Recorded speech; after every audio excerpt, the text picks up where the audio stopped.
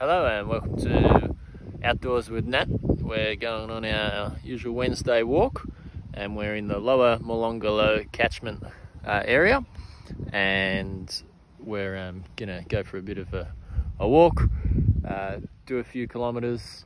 This is our entry point to the park, and it's a nice warm day, about 15 degrees and quite sunny, so beautiful weather.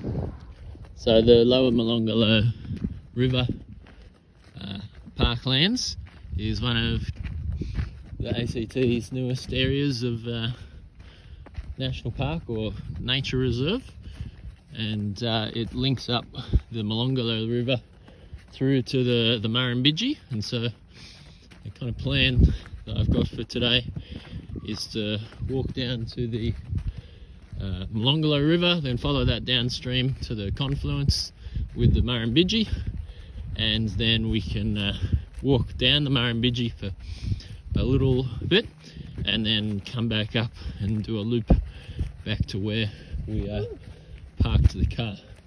And yeah, just absolutely stunning weather, great views off to Tipambilla in the distance over here, and then Mount Corrie and the Brindabella National Park a little more to the northwest.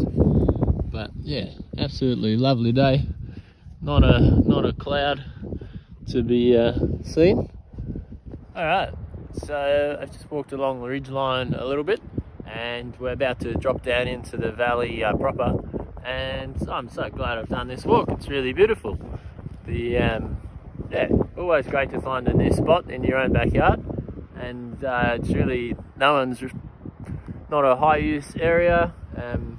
Yeah, haven't seen anyone.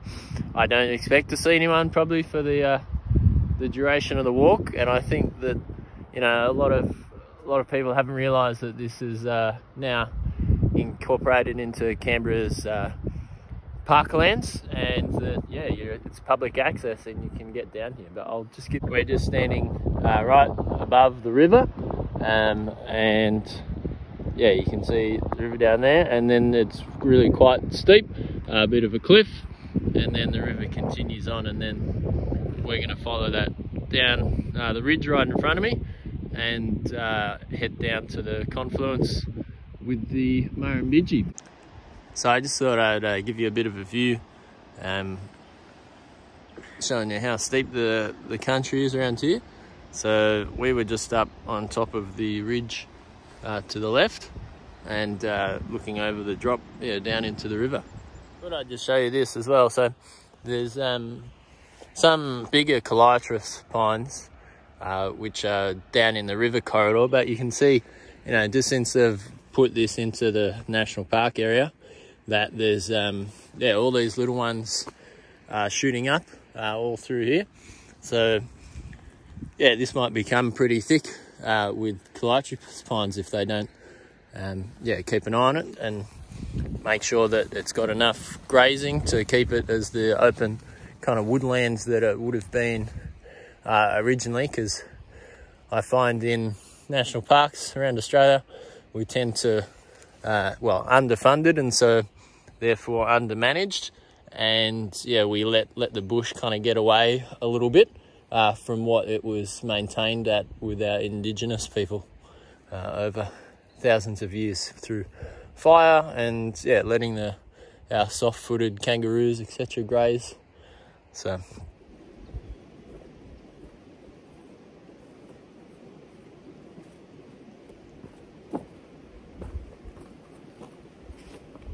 here we are, a little way downstream, just absolutely beautiful.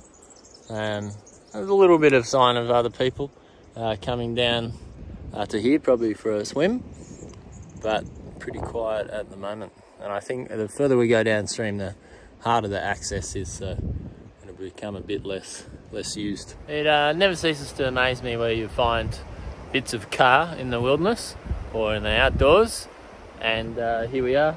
Got a full tyre and rim, and best part of a car body over here.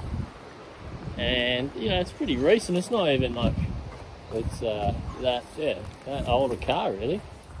So I just thought I'd have a look and see if I could see the VIN number and the compliance plate on it. And if we look in there, anyway, there it is. You can see it. Built March 03.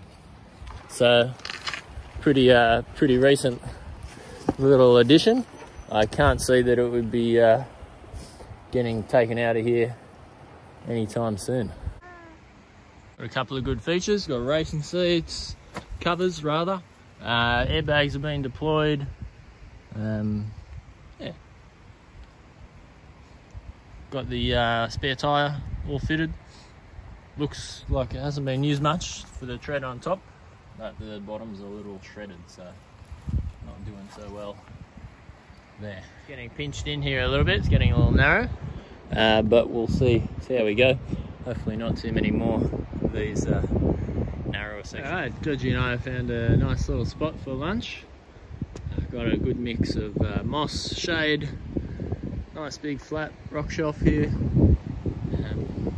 So yeah, beautiful little spot for a snack and a little water break, maybe a nappy change, all the usual things. What do you think? Sounds good. Just a quick tour of lunch: corn thins, avocado, kiwi fruit, and some homemade curry. Pretty delicious. Alright, so we've made it to where the sewage water comes in, and you can see, well, it's two quite different colours. The brown with all the mud in it, and the water coming out of the sewage works, which is reasonably clear, a little bit frothy. So next little challenge is to work out how to actually cross this, because we wanted to keep on going, but yeah, that'll be a little problem to figure out right now. Alright, so I think we're going to call our downstream extent here. I'm not going to be able to make it across this. You know, if I didn't have Georgie on my back, then I'd probably give it a go. But you can see there's pretty thick blackberry up the other side, and yeah, not the ideal place to slip over with a baby attached to your back in August in our winter time. So we'll give that one a skip, and that means that we're going to head up the ridge behind us, and we'll have to follow back to the car. So I've just made it up to the little knoll above the river here, and yeah, it's pretty steep still. You can see the sewage water coming in to the Molonglo River here. We would have continued downstream and walked around to the back of the sewage plant, but for now we're going to follow the fence line up the hill here, and that'll take us back to the car. And I've been very glad that I've been wearing my Cactus Tough pants, super trousers today, because I generally would wear something lighter if I thought the track was going to be a bit easy, like it is open up at the moment. But for down in amongst the river and up close to the river, I've been rubbing up plenty of blackberries, pretty spiky, and not being able to see my feet. And when I can't see my feet, I want something to be covering my legs, just in case of snakes, etc. So Georgie's just settled in for a afternoon sleep. As happens after lunchtime, does a little bit of grizzling and then just noddles off, and she seems to sleep quite well in the baby backpack. Yeah, it's got enough support that she doesn't wobble around a heap, especially if the terrain's not too rough. But yeah, pretty good really. Been very happy with this pack so far. Carries the weight pretty good. I mean, I always find it interesting seeing things about ultralight hiking, you know. Got to keep it under 5 kilos or 7 kilos, and Georgie weighs a little over 10 just straight up, so you know, I'm out of the ballpark without even getting any food or items on me. That's just the baby. So I think my average weight's probably today including the pack, maybe 16 kilos. We're just making it back to the car. Just came into sight. Just taking a bit of a cross-country shortcut between the two trackheads instead of walking on the road, because I'd rather walk through the grasslands than walk along the tarmac.